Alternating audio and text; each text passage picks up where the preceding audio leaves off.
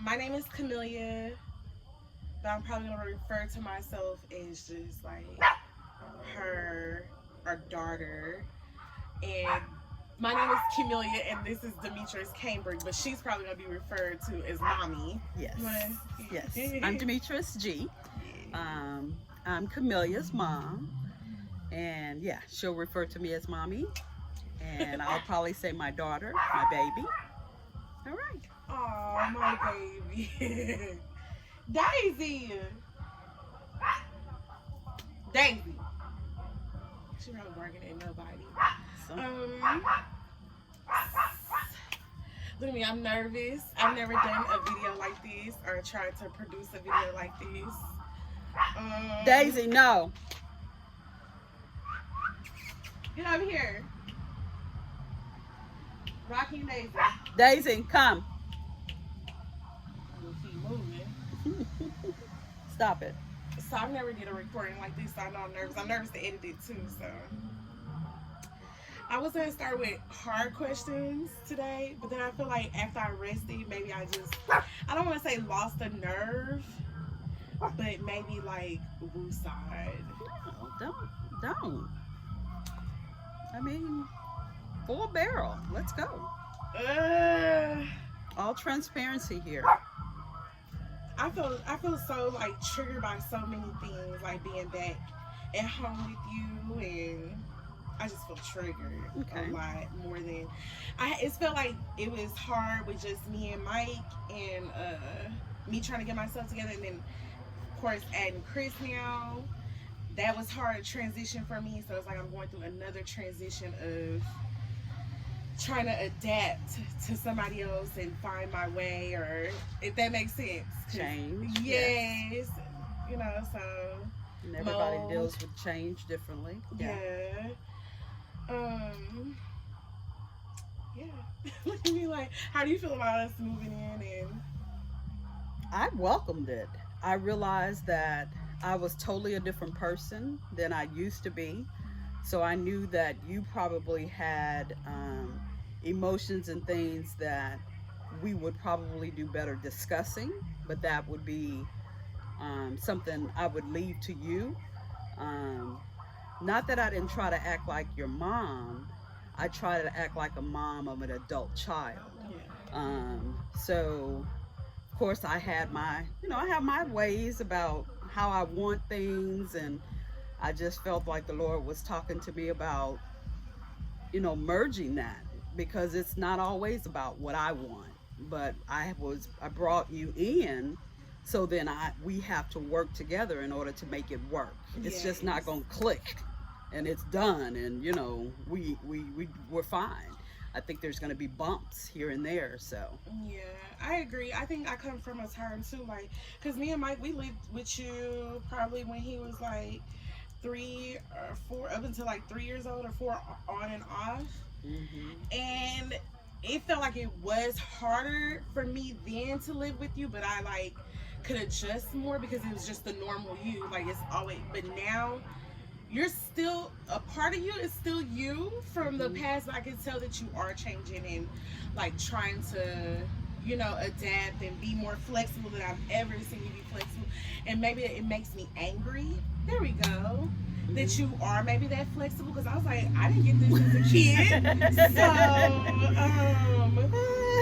So you was not playing as a kid, and now it's just feels like maybe it's too relaxed, and it drives, maybe I don't want to say drives me crazy, but I don't know, just something burns up to me like, well, why she wasn't like this when I was little? Like, I just feel like the times are different. When I was raising you, or even I was traumatized. Even when you were going through your issue, you and Mike, you were traumatized. So I don't think we spent a lot of time trying to understand where each other were, we were, because I feel like you were putting us. The only reason why we had to leave the last time, and maybe that's where I need to start it, because it really did, is because you want to like have more. And I understand like wanting, and maybe I wasn't true, But now that I'm a little bit older, but it felt like you wanted to have like more of a dating life and a man around, and you felt like you needed that space, and that we were, I don't want to say blocking it, but was in the way. And now you're at a point in your life where you don't feel like you need any body, including men. You just need you and your babies and your puppies, and you're okay. So I think that's probably like, it makes me, I don't know. Can you share with me, because I don't remember how the separation happened? Yeah. I don't remember, us maybe sitting down or me sitting down saying, when you gonna get your own place. I don't remember what that was. So what was that deciding factor for you and Mike to move out? I just felt like it was more of a put, and maybe you don't remember too, because I feel like during that time you were going through a transition, maybe, like of who you trying to decide who you were, what you wanted in your life, which is understandable. I'm the adult too. Like, it's like, you okay, but I feel like also I'm your child, so I think just it would pop up.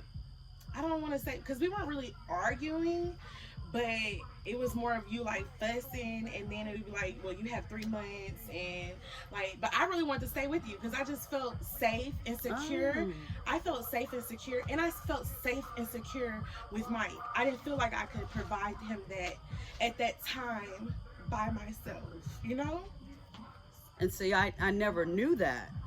And I think, wasn't I in a 1-bedroom apartment? No, this is when we were at the house. The last one was when we were at the house, Cypress, when we were near Cypress. That was our last time living that together. was the last time. Yeah.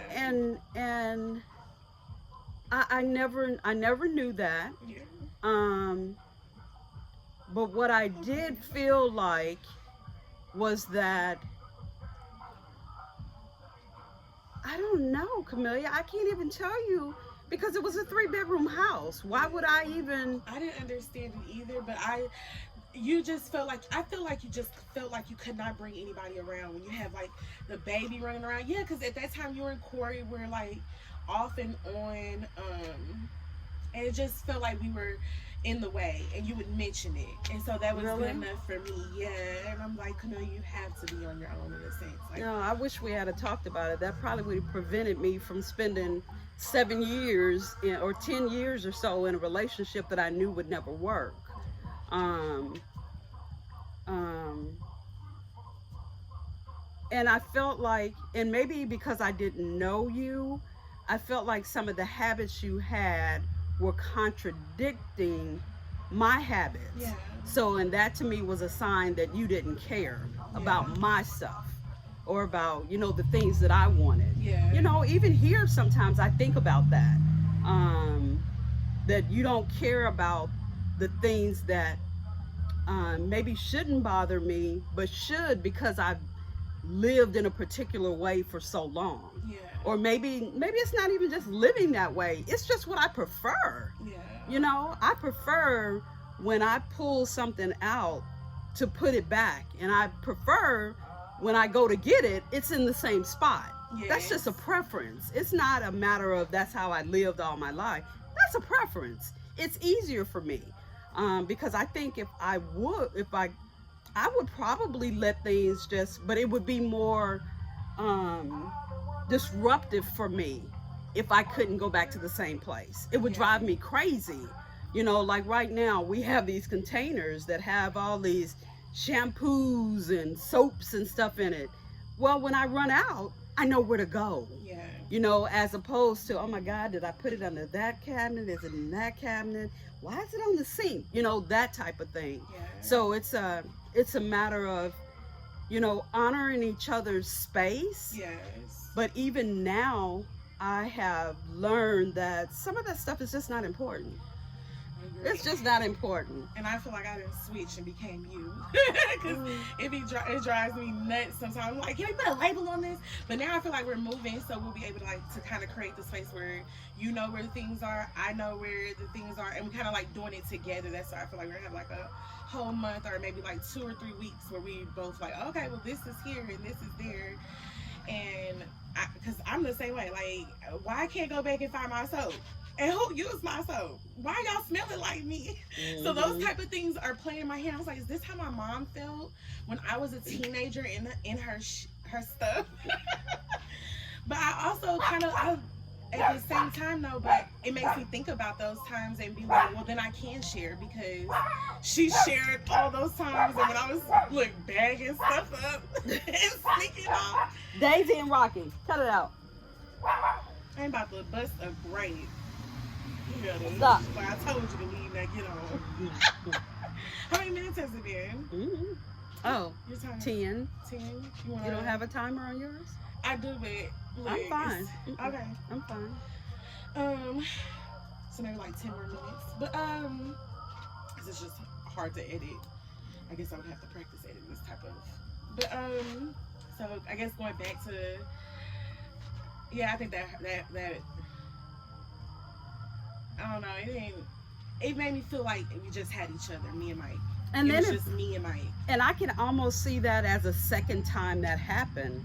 Because remember when I was living on Park Row? Before Mike. Before Mike. Yeah. So I can even, because that time I really sensed that. Don't bring up Park Row. I have to bring up Park Row because I really felt like Cabina. I was going to call him Tuesday, y'all. Tuesday. I'm gonna block this His out, name but means Tuesday. But They're making deformed corn dogs. I'm just kidding.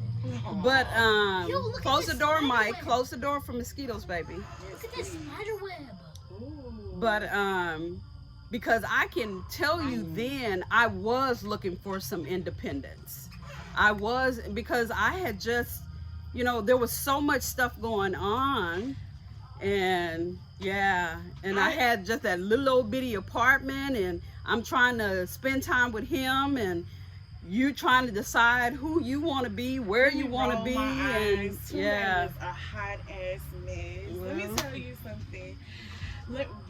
I feel like I'm gonna reverse role this. Mm-hmm. So you're at that age, or let's say the way I feel as a mother now, I could never be that way towards Mike. I never want him to leave me or feel like he's alone, because that's how I felt.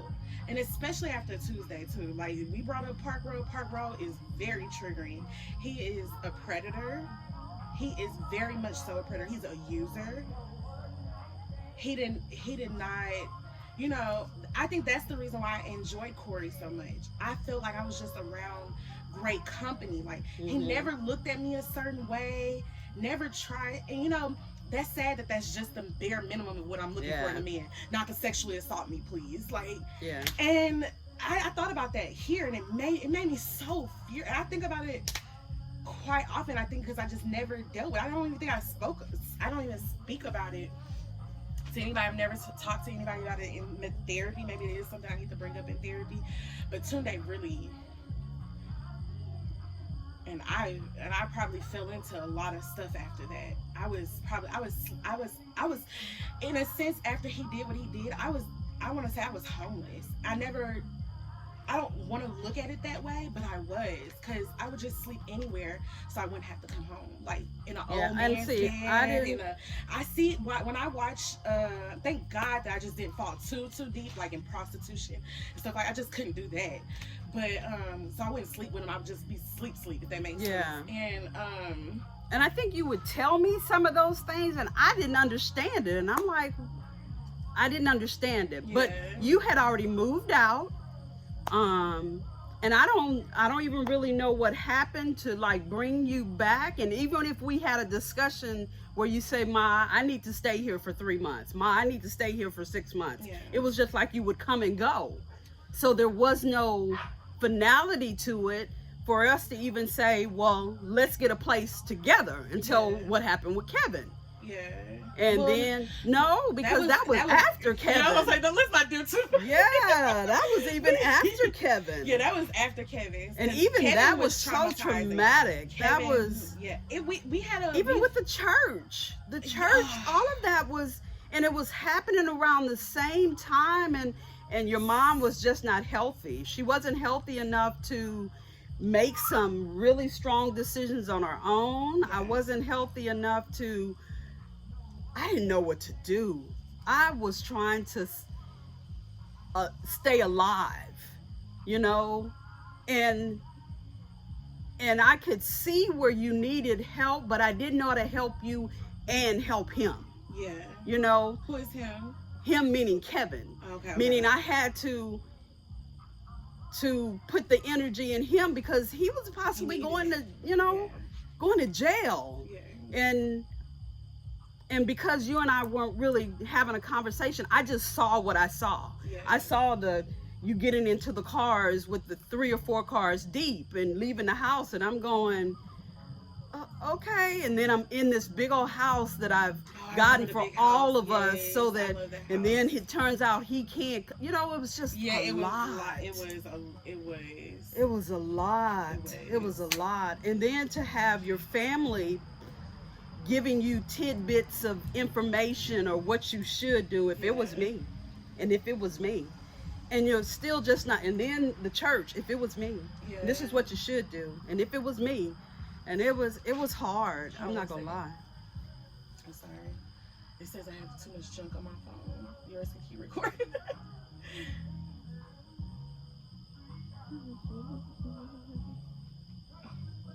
Daisy, you're going to, oh, that's Rocky. Rocky, you're going too far. Come. Okay, how many minutes do you have on yours? 16. Okay, let's do 4 more minutes. Okay. All right.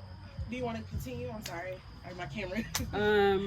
I think I was just saying there was so much going on. So many people pulling, so many people giving advice, and I was not mentally strong enough to go without those pulls. I mean, I would have so many voices, and then I would just pick a voice or pick my own voice and run with it. And I had to keep going. Yeah. Because if I stopped, keep going. I think if I stopped, I really believed I wouldn't be able to get back up. And so that was hard for me because I hadn't, you know, all that stuff with Kevin, the things that were happening to you, I hadn't dealt with the stuff that happened with me and your dad. Yeah. All of that stuff that had happened in Missouri, all of that stuff was closed. And I felt if I opened the floodgate, I would drown. I would literally drown. I think after having Mikey and seeing how hard it is to be a single parent, I completely understand. And I see like some of the things like when you used to tell us, I remember when we was little, like, you don't understand how it feels to be alone. And I think I took of it more of like you want to be in a relationship, but no, just alone with 2 kids and trying to handle even if you are, because I felt like even with Randall, you still handled so much. So it wasn't even still like, what takeaway are you getting? That's how I felt. That was traumatic. That was, my God, 10 years. That was demonic traumatic. And that then was his horrible. son did not make it any worse. And I want to talk about, I don't want to talk about it now because that is so hard to speak of, even as an adult. And it plagued me it plagues me now, even with some of my friendships, my old friendships. I feel like I can't be friends with my old friends because maybe the things he did to me, I was probably like spreading it around, not even realizing like just how wrong it was, and it wasn't right, and because we didn't have maybe supervision or so it was, and supervision, even though I was in the house, of course in the house. But like I said, so traumatic. That was so traumatic because everyone didn't know how bad it was in that room. When that door was closed, you know, and then to find the energy once the door opened to be what everybody needed, to be a mother, to be a wife, to be in the church, and you don't want to open the door. And it was, I believe if I had then what I have now over the past 2 years that I've been working on, I have a counselor, I have a friend that's a psychologist, I have a life coach, and then I have people that I've surrounded myself that won't allow me to go back to being that person that just hides inside, never thinks about herself, puts anybody over herself. Anybody, and when I say anybody, even the worst of worst, the Cabinas, the Randys, the Corys. Even though he may be a good guy, But he's still just good not a enough for good you. guy And for me. I think that's why it popped in my head. Like, Camille, the bare minimum of what you're thinking about that man is that he never sexually assaulted you. Yes. He's never looked at you funny or tried to touch you in any appropriate way. And Yeah. you're just saying, oh, he's a great guy. Great guy for Because you. that's No. what I was, that's what I had experienced. So, Yeah. But it's taken me all these years to realize I don't want just the bare minimum. I want somebody, and not saying, and sometimes I feel guilty for saying what I want, but that doesn't mean that I'm not going to give my best. yeah. I just know what I want now. I want somebody that wakes up and wants to talk to me. Yeah. I want somebody that can't go every day without talking to me. Or if they do, they say, oh, I miss talking to you. Yeah. Or that wants to go and make memories with me. Yeah. Willing to try You new deserve that. things. I deserve that. Yeah. Because I'm going to give that. But I also learned that in relationships, I tend to disappear. And I've worked really, really hard not to disappear. But in working hard not to disappear, I didn't know how to communicate. Yeah. So I ran people away that possibly could have been good. A Robert Brown, Yeah. He that was so could have been sweet. good Yeah. for me. But listening to people, it's Yeah. 21 minutes. Oh, you can go ahead and finish. Oh. We can finish with Robert Brown then. Listening to people and not just being willing to fight for something that you know is good. Because every relationship is going to have issues. Thanks. You're going to have to work. It's work. Yes. Living is work. Yes. I was listening to the message today, and he was talking about disregarding the ordinary. I think I spent a lot of time looking for, oh my God, I need peace, but realizing that if I had probably just stopped and taken some breaths and started to appreciate the ordinary life that I had, spending time with y'all. We went to movies, we went to the park. Yes. We did all of those things. We traveled. She don't remember the part. We traveled, we did, and then I tried to put you all in places where I thought you would be protected. Yeah. And that wasn't true, and I made mistakes there because there's snakes in sheep's clothing. Oh, lots of them. And I think now I'm more aware of that, and I've learned a lot from you. I've learned a lot about boundaries, even with you and I gotta tell you, after losing Mama and then you establishing your boundaries, that was the hardest time for me because I did not I understood, but it didn't feel good. Yeah. It didn't feel good to realize that you're possibly traumatizing your child. It didn't feel good to realize that some of the ways that you behave are causing your daughter not to want to be with you. And that was, or even for her to withdraw her own son from you.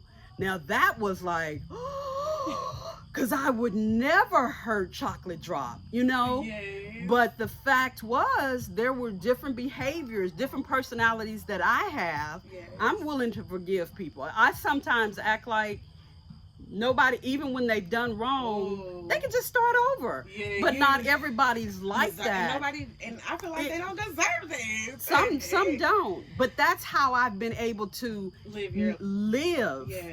and be okay, because I think if I had withheld some of that stuff in my heart, I don't think I'd be the same person. I think I'd be more like Mama. I'd be very vindictive. Some people may think I am. I would be very hard. And some people think in areas that I am hard, but some of that comes from protecting yourself. It doesn't come from, what you have allowed to fester inside. And I didn't have the fester inside, but yeah, I would have been a different person. That Robert Brown one is a hard one for me because I never felt so much love from a family that I don't even have no clue about, but they just love me. It's like, how you love me? You don't even know me. Like, I don't know. Yeah. Yeah. Like I was supposed to go to her graduation party, but I missed it again. I'm like, she ain't gonna send me no invite ever again. But I do want to get to know that side of family because I'm realizing now that I'm older, family is just who you make it. Yeah. You know, it's not always about Blood relationship. Yes. Mm-mm. So that's a person that's always reached out to me. I probably need to reach out to her and tell her congratulations on her daughter. But yeah, well, let's look at me. My little video is up. Look at here. You want to do a goodbye video together? Thank you guys for hanging out with us. Bye. Bye.